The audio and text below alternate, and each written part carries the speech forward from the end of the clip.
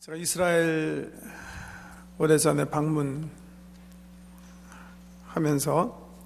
느꼈던 것 중에 하나가, 정말 양들도 태어나는 곳을 잘 골라서 태어나야 되겠구나 하는 거였어요.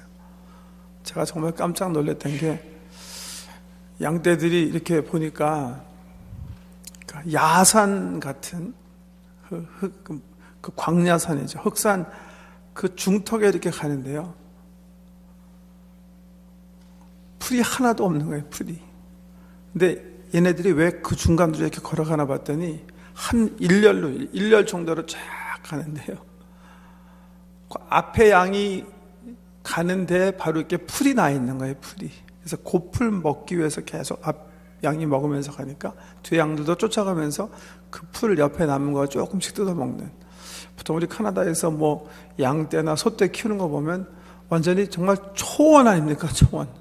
푸른 초원. 양떼와 소떼들이 마음껏 풀을 뜯어먹는데, 이 사막 땅에 태어난 양들은 보니까요, 정말 그냥 그 풀 뜯어먹기도 정말 고생이고, 물 마시는 것도 정말 노동이고, 태어나기 잘해야 되겠더라고요. 오늘 본 말씀 보시면 모세가요, 장인 양 떼를 치고 있는데, 이 떼를 어디서부터 어디에 있었어요? 미디안 광야. 한번 그림 한번 지도 있으세요? 지도. 미디안 광야, 저희 미디안. 예. 근데 어디까지 왔다고요? 시내산까지. 엄청난 거리거든요, 저게. 예. 홍해를, 저 오른쪽에 있는 그 홍해를 건널 수 없어. 아카바만이라고 있는, 거기 써 있는 그 바다를 건널 수 없었을 테니까 돌아가지고서는 저 시내산까지 내려갔을 텐데, 저게 최소한도 한 300-400km 되거든요. 그 왜 가는 거예요? 양떼 데리고. 그냥 애굽 땅에 고향 사람도 있으니까 그쪽으로 그냥 그리워서 찾아간 게 아니고요. 유목민들이 양떼를 칠 때 그렇게 힘들게 쳤어요. 그래서 이집트 사람들은 나일강 유변에 비옥한 땅에서 농사짓고 살아서 유목민들 우습게 알고, 유목하는 사람들이 이렇게 낮은 클래스로 이렇게 봤다고 하는데요. 유목하는 사람들은 그래서 항상 텐트 치고 살았어요, 텐트. 예, 지금도 이스라엘, 팔레스타인 지방에 가보면 이름이 뭐죠? 텐트 치고 사는 그 아브라함의 그 조상 같은 사람들 모습을 볼 수가 있는데, 언제든지 양떼와 함께 자기가 키우는 가축들과 함께 풀을 뜯기 위해서 물을 찾아서 이렇게 움직일 수 있는 이동민족이 바로, 지금 본문에 나오는 그런 이야기입니다. 시내산까지 찾아 양치기 위해서 간 거예요, 양치기. 그런데 거기서 놀라운 사건을 경험하게 되는 게 오늘 본 말씀입니다. 이때 모세 나이가 나중에 이제 창세기가 나가면 나오겠지만 80세 정도 됐어요. 그래서 늙은이가 돼가지고 이제 시내산까지 와가지고 양을 인도하고 있는데, 그런데 보니까 그 호렙산 기슭에 한 떨기나무에 불꽃이 일어나가지고서는 떨기나무에 불이 붙은 거예요. 불이 붙어서. 그런데 불이 붙었으면 사막에 있는 떨기나무니까 금방 나무가 전소돼가지고 없어져야 되는데, 그런데 한참 시간이 흘렀는데도 보니까 불은 계속 타올라오는데 나무가지가 전혀 타지 않는 거예요. 그래서 굉장히 모세가 이상하게 여기고, 참 신기한 광경 다 보겠네 하면서 더 가까이 보기 위해서 그 나무를 향해서 이렇게 다가오게 되는 거예요. 근데 다가오는 것을 성경에 보면, 다가오는 모세를 불꽃 속에 임재하신 우리 주님께서 보시고, 그 다가오는 모습을 보고 갑자기 하나님께서 모세 이름을 부르기 시작하는 거예요. 모세야, 모세야. 우리 성경에서 우리 하나님께서 어젠다가 있으셔가지고 사람을 부를 때 주로 2번이나 3번 부르시죠. 기도원 부르실 때도, 사무엘 부르실 때도 그렇고, 모세야, 모세야. 그러니까 그 음성을 듣고 모세가 하나님께 엎드리는 거예요. 하나님, 내가 여기 있습니다. 그랬더니 하나님께서 계속 음성을 들려주시는 거예요. 내가 선 땅은 거룩한 땅이다. 내 발에 신발을 벗어라. 그러면서 자기를 드러내시고 자기가 어떤 사람이, 어떤 인격체인지, 어떤 하나님이신지 드러내면서 모세에게 사명을 주시는 게 오늘 본문 3장 앞부분에 있는 이야기입니다. 그 내용은 다른 거 아니에요. 하나님께서 말씀하시기를 내가 네 백성 이스라엘 백성이 애굽 사람들 학정에 시달려서 고통당하고 신음하는 소리를 내가 들었고 내가 보았다. 그래서 내가 더 이상 기다리지 아니하고 내 백성을 구원하기로 작정했다. 그런데 내가 너를 도구로 사용하려고 한다. 너는 아무것도 두려워하지 말고 내가 너와 함께 할 것이니까 너는 가서 내 백성을 구원해내라. 그렇게 말씀하시는 거예요. 이런 말씀을 성도 여러분들이 읽을 때 혹은 사도행전 9장에 우리 주님께서 사울에게 나타나셔서 사울아 사울아 왜 내가 나를 핍박하느냐 이런 패시지 읽을 때 우리 성도님들 마음속에 제일 많이 일어나는 질문이 바로 이거예요. 왜 모세랑 사울이랑 또 사무엘에게는 그렇게 찾아오셔서 이름을 불러주셨는데 왜 하나님 내 이름을 부르지 않는 것인가? 실질적으로 제가 그런 질문을 많이 받아요. 목사님 속 시원하게 하나님이 나더러 야 아무개야 내가 너에게 줄 소명이 있으니까 너는 나를 따르라. 그렇게 하면 자기가 다 팽개치고 정말 주님 따르겠는데 사울처럼 화끈하게 여기 모세처럼 화끈하게 사무엘처럼 이렇게 탁 다가오셔서 말씀하지 않기 때문에 자기가 항상 머뭇거린다는 거죠. 여러분 모세는 어떻게 해서 이런 귀한 은혜를 받고 죄의 음성을 이렇게 받고 소명받아가지고서는 이 인생의 말년에 정말 다른 어떤 사람보다도 하나님의 도구로 사용되는 그런 영광을 얻습니까?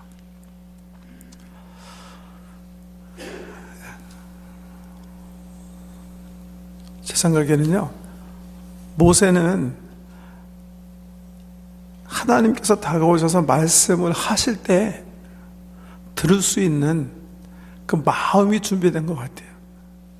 그 마음을 우리 주님께서 어떻게 준비하신 것 같아요?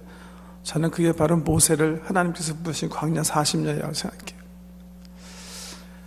모세가 자기의 인생 40년 살 때는 이집트 문명 속에서 배운 게 너무 많았어요. 마음이 너무 꽉 차 있었어요. 그래서 주님께서 다가오시더라도 주님의 음성을 들을 만한 그런 마음밭이 준비가 되지 않았을 거예요. 마치 우리 주님께서 말씀하신 길가밭처럼 맨들맨들해져가지고 무슨 일을 하든지 자기 방식, 자기 경험, 자기가 배운 학문, 자기가 가지고 있는 지혜 이런 것들이 하나님의 말씀을 다 가로막았을 거예요.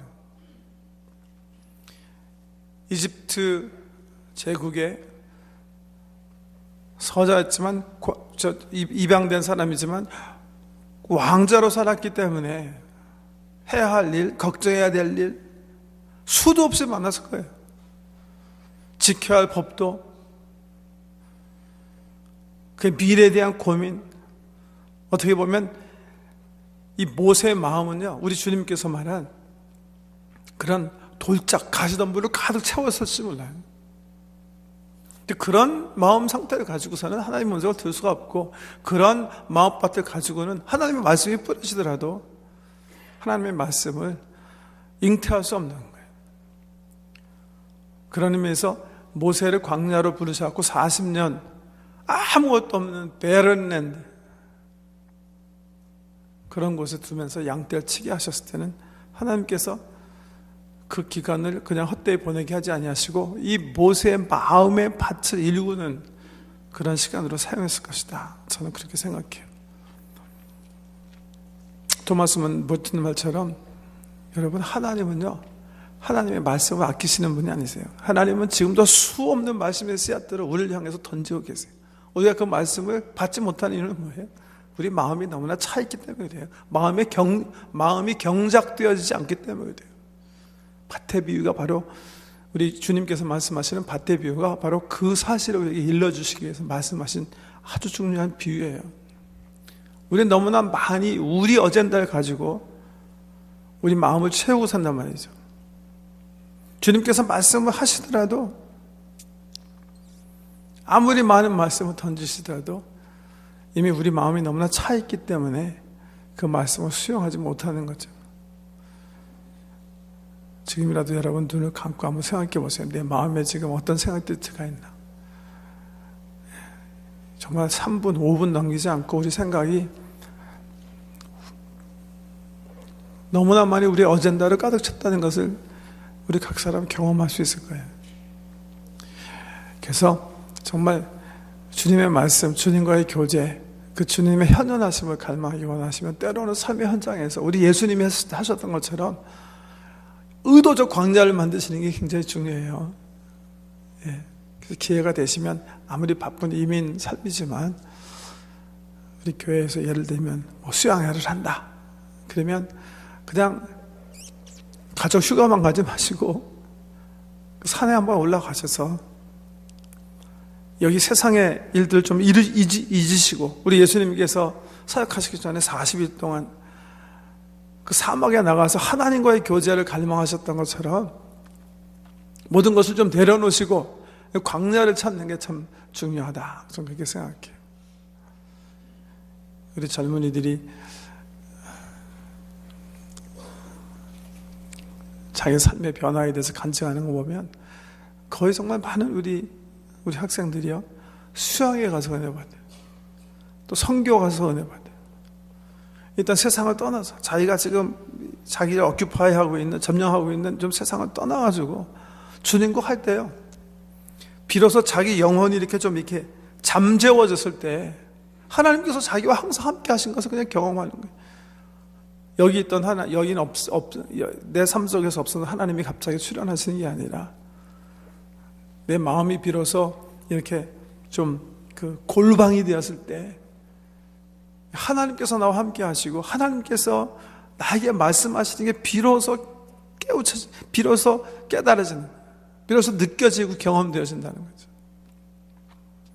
그러니까 왜 하나님은 나에게는 말씀하지 않으실까? 그런 마음이 드시는 분은 모세처럼 이렇게 누구 쳐 죽여 그냥 깜빵에 가서 한 몇십 년 사시면서 골방을 경험하시든지 아니면 스스로 마음의 골방을 찾으시기 위해서 우리 예수님처럼 좀 세상 좀 염려 제일이 다 내려놓고 주님을 찾으실 수 있는 그런 시간과 공간을 만드시길 바랍니다. 여기 하나님의 산, 이 모세가 찾은 하나님을 만난 산 이름이 호렙 아닙니까? 호렙이라는 것도 참 그 의미가 있는 단어예요. 이게 wasteland라는 뜻이에요. wasteland, 버려진 땅. 예. 호렙산이 정말 아까 지도에 본 거기에 있는 거 아니면 미디안 쪽에 있는 게 아닌가 그런 학설도 있고 뭐 시비가 걸리는데요. 시내산 가보시면 그 이름 그대로 barren wasteland라는 의미를 여러분 느끼실 수가 있을 거예요. 좀 아까 말씀드린 것처럼 거의 풀이 없어요. 거예요. 가끔 가다가 정말 이 가시 떨기나무 같이 마른 나무 가지들이 큰 나무가 아니라요. 꼭 이렇게 뭐라고 표현해야 되죠? 우리 무궁화 나무인데 꽃 안 열리고 잎사귀 별로 없이 그냥 가지만 있는 그런 나무. 그런 나무나 중간중간에 있고 풀도 없고 아무도 없는 그냥 도륵산이에요. 도륵산. wasteland. 그런 빈 공간. 그리고 40년 동안 비어진 그 마음밭에 주님께서 찾아오셔서 모세에게 말씀하시는 거예요. 모세야.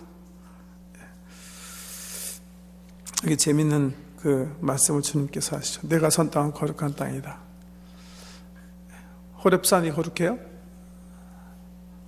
그 베렌랜드, 웨이스트랜드, 버려진 땅이 거룩합니까? 땅이 거룩한 게 아니에요. 왜 거룩해요? 근데 그 땅이요? 하나님께서 계시기 때문에. 우리 건물도 성전이라 그런 이유가 바로 그거예요. 이 건물이 거룩해요? 아니에요. 건물은 거룩하지. 건물이 벽돌이죠. 근데 왜 이걸 성전이라고 그래요? 여기서 우리가 하나님을 예배하기 때문에 그러는 거예요. 그래서 성전이에요. 이 건물 자체는 건물이에요. 이 건물이 그러나 하나님을 예배할 때 이게 바로 성전이 되는 거예요. 거룩한 장소. 하나님을 예배하는 거예요.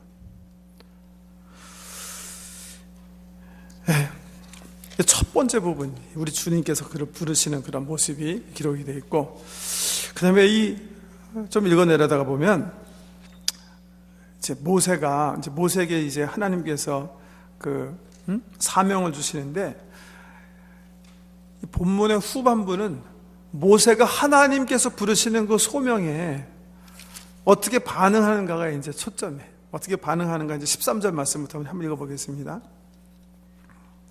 10절, 아까부터 10절까지, 아까 12절까지 읽었지만 10절부터 다시 한번 읽어드릴게요. 이제 내가 너를 바로에게 보내어 너에게 내 백성 이스라엘 자손을 애굽에서 인도하여 내게 하리라. 모세가 하나님께 아뢰되 내가 누구이기에 바로에게 가며 이스라엘 자손을 애굽에서 인도하여 내리까? 하나님이 이르시되 내가 반드시 너와 함께 있으리라. 내가 그 백성을 애굽에서 인도하여 낸 후에 너희가 이 산에서 하나님을 섬기리니 이것이 내가 너를 보낸 증거니라. 모세가 하나님께 아뢰되 내가 이스라엘 자손에게 가서 이르기를 너희의 조상의 하나님이 나를 너에게 보내셨다 하면 그들이 내게 묻기를 그의 이름이 무엇이냐 하리니 내가 무엇이라고 그들에게 말하리이까? 하나님이 모세에게 이르시되 나는 스스로 있는 자이니라. 또 이르시되 너는 이스라엘 자손에게 이같이 이르기를 스스로 있는 자가 나를 너에게 보내셨다 하라. 하나님이 또 모세에게 이르시되 너는 이스라엘 자손에게 이같이 이르기를 너희 조상의 하나님 여호와 곧 아브라함의 하나님 이삭의 하나님 야곱의 하나님께서 나를 너에게 보내셨다 하라. 이는 나의 영원한 이름이요 대대로 기억할 나의 칭훈이라. 너는 가서 이스라엘의 장로들을 모으고 그들에게 이르기를 여호와 너희 조상의 하나님 곧 아브라함과 이삭과 야곱의 하나님이 내게 나타나 이르시되 내가 너희를 돌보아 너희가 애굽에서 당한 일을 확실히 보았노라. 내가 말하였거니와 내가 너희를 애굽의 고난 중에서 인도하여 내어 젖과 꿀이 흐르는 땅 곧 가나안 족속, 헷 족속, 아모리 족속, 브리스 족속, 히위 족속, 여부스 족속의 땅으로 올라가게 하리라 하였다 하면 그들이 네 말을 들으리니 너는 그들의 장로들과 함께 애굽 왕에게서 이르기를 히브리 사람의 하나님 여호와께서 우리에게 임하셨은즉 우리가 우리 하나님 여호와께 제사를 드리려 하오니 사흘기쯤 광야로 가도록 허락하소서 하라. 내가 아노니 강한 손으로 치기 전에는 애굽 왕이 너희가 가도록 허락하지 아니하다가 내가 내 손을 들어 애굽 중에 여러 가지 이적으로 그 나라를 친 후에야 그가 너희를 보내리라. 내가 애굽 사람으로 이 백성에게 은혜를 입히게 할지라. 너희가 나갈 때 빈손으로 가지 아니하리니 여인들은 모두 그 이웃 사람과 및 자기 집에 거류하는 여인에게 은폐물과 금폐물과 의복을 구하여 너희의 자녀를 꾸미라. 너희는 애굽 사람들의 물품을 취하리라. 우리 하나님께서 구원의 계획을 발표하시는 거죠. 내가 내 민족 이스라엘 백성들이 고생하는 그 소리가 들렸고 그들이 고역하는 그 장면을 보니까 내가 참 가슴이 아파갖고 내가 구원하기로 맘먹었다. 모세야 네가 가야 되겠다.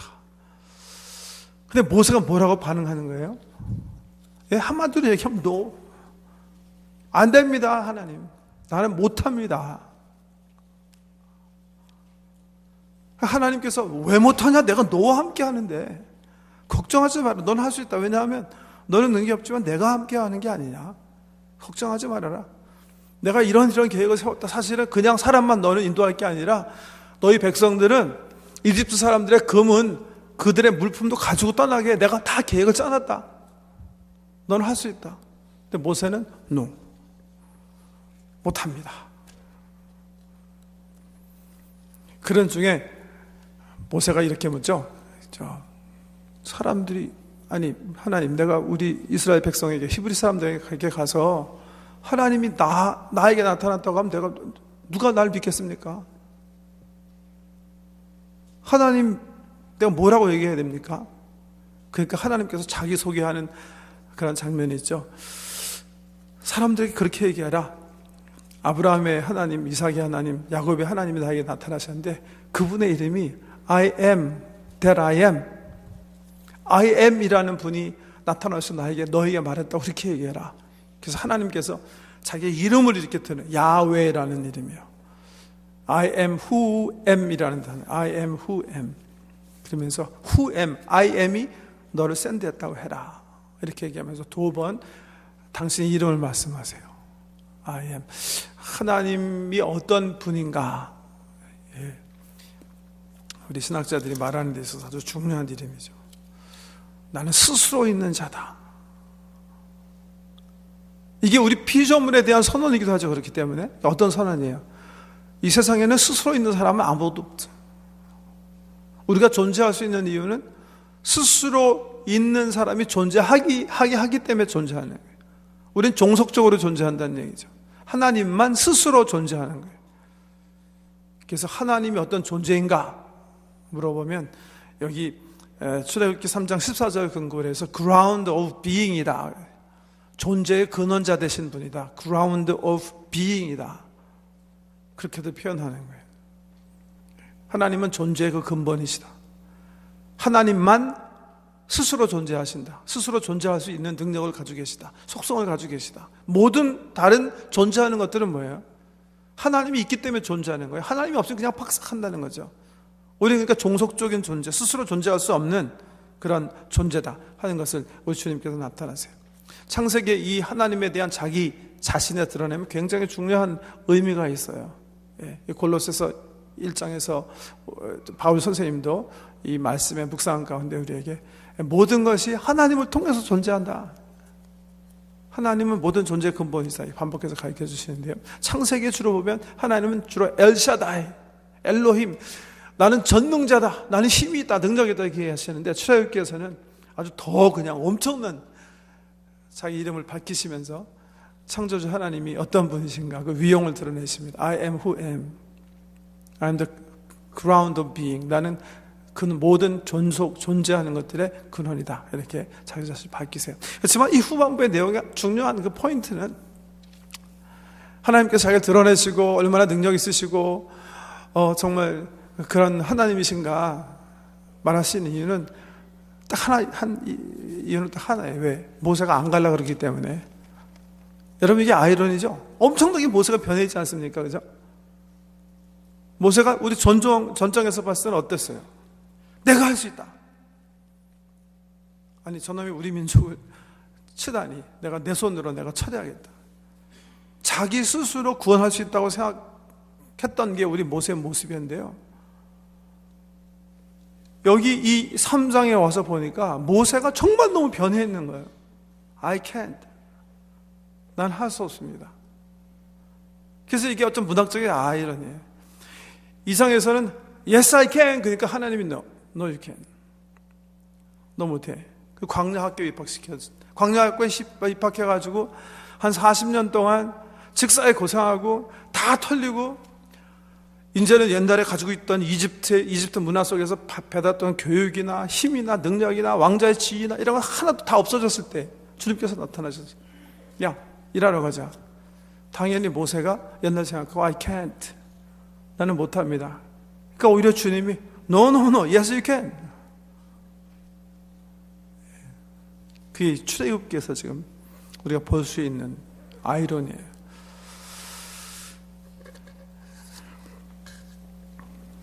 하나님은요 그런 의미에서 모세의 실수를 사용하셔가지고 모세를 광야 학교에 입학시키고 모세의 마음밭을 이렇게 새롭게 하신 것 같아요. 성경에 보면 하나님께서 사람들을 사용하기 전에 이런 광야를 허락하시는 것을 너무나 많이 볼 수가 있어요. 대표적인 구약의 인물이 다윗이에요. 다윗은 편안하게 목동생활하면서 잘 살던 청년이었어요. 근데 갑자기 하루는 사무엘이 나타나고 그에게 차기 대통령으로 기름을 부어요. 근데 사실 그때부터 다윗의 삶이 꼬이기 시작해요. 나와가지고서는 전쟁에서 골리앗을 죽인 것 때문에 명성이 뜨는가 했는데 그때부터 도망자의 삶이 시작되는 거예요. 왜요?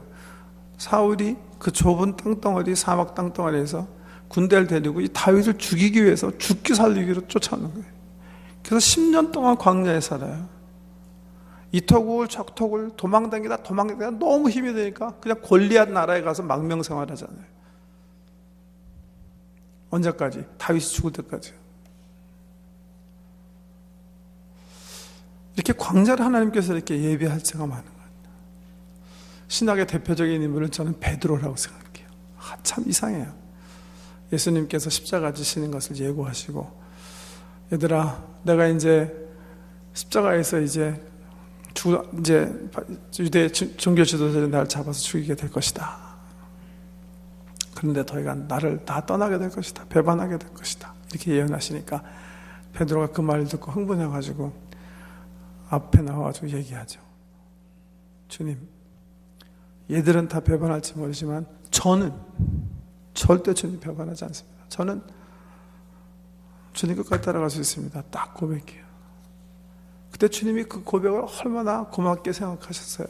그래서 그래, 믿을 놈은 너밖에 없다. 내가 하던 교회를 내가 쳐라. 내 양을 내가 먹여라. 그러시지 않으세요, 주님이? 주님이 이렇게 얘기하세요. 네가 말은 그렇게 하지만 닭 울기 전에 나를 3번 부인하게 될 것이다. 그렇지만 내가 너를 위해서 기도해 놓았다. 너는 회개하고 돌이킨 다음에 그때부터는 열심히 일해라. 그렇게 얘기하시고 말씀 안 하세요. 결국 예수님 말씀대로 베드로가 치욕의 순간을 맞이하죠. 예수님을 가장 곁에서 따르고 정말 이 예수 공동체의 최고의 지도자로 각광을 받던 아저씨께서 십자가에서 예수님께서 죽으시기 전에 추조받으시는 그날 밤 대제사장 집에 그냥 먼 발치에서 예수의 그 곤욕받으시는 모습을 지켜보다가 정말 예수님 말씀하신 대로 3번 부인하지 않습니까? 이건 정말 하늘같이 높아졌던 베드로가 완전히 땅에 그냥 이렇게 뭉개지는 그런 순간이에요. 그런데 참 성경이 이상한 게요. 베드로는 그래서 이렇게 Yes, I can 그렇게 생각해요. 근데 그 대제사장 집들에서 있었던 사건 때문에 No, I can't 이렇게 된 거예요. 그래가지고서는 짐 챙겨가지고서는 어떻게 해요? 예루살렘에서 갈릴리로 가요. 그리고 다시 어떻게 합니까? 배 탑니다. 배. 갈릴리 호숫바다에 나가서 다시 배 타기 시작해요. 다 버려두고 자신에게 쫓아왔었는데 실패했기 때문에 다시 배 타는 거예요. 그런데 참 놀랍게 우리 주님이 그 디베랴 바다가 그 갈릴리 바다 호숫가에 찾아갔어요. 그래서 요한복음 21장에 보면 참 감동적인 베드로야. 내가 이것들보다 나를 사랑하느냐. 성경적으로 이것들이 뭘까? 이것들. 이 바다에 저 호수에 지금 고기잡이하는 배 얘기하는 걸까? 아니면 함께한 제자들을 지칭하는 걸까?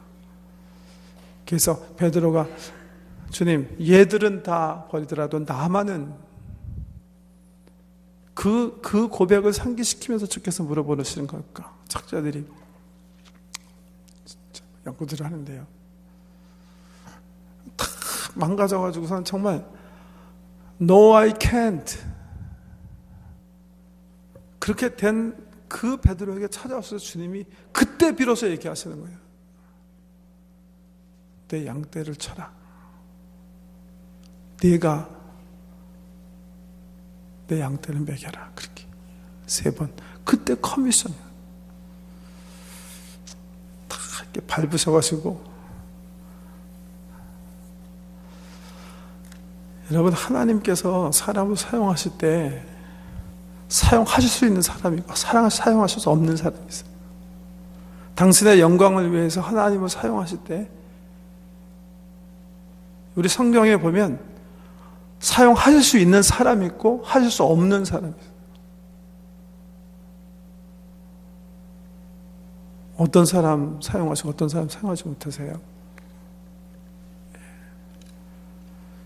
자기로 자기를 채운 사람이요. 자기 힘으로 무엇인가 할 수 있다고 생각하는 사람.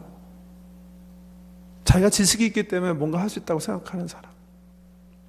자기 경험이 있기 때문에 뭔가 할 수 있다고 생각하는 사람. 자기에게는 충분한 기술이 있다고 생각하는 사람. 그래서 내 것으로 뭔가 일하려고 하는 사람. 이런 사람은 하나님께서 사용하지 않으세요. 하나님은 그 지식, 그 경험, 그 힘 별로 필요하지 않으시기 때문에 그 힘, 그 경험대로 하면 하나님은 자기를 드러내실 수 없으시기 때문일 거예요. 자기를 비울 수 있는 사람.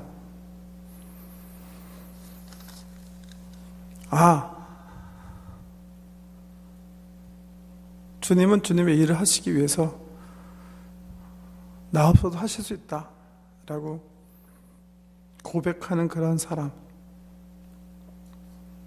그런 사람에게 찾아오시고 또 그렇게 그렇게 주께 사용하시는 종들을 만들어 나가시면서 비워진 마음, 낮아진 마음, 겸손한 마음, 그런 사람들 주께서 사용하신다는 겁니다.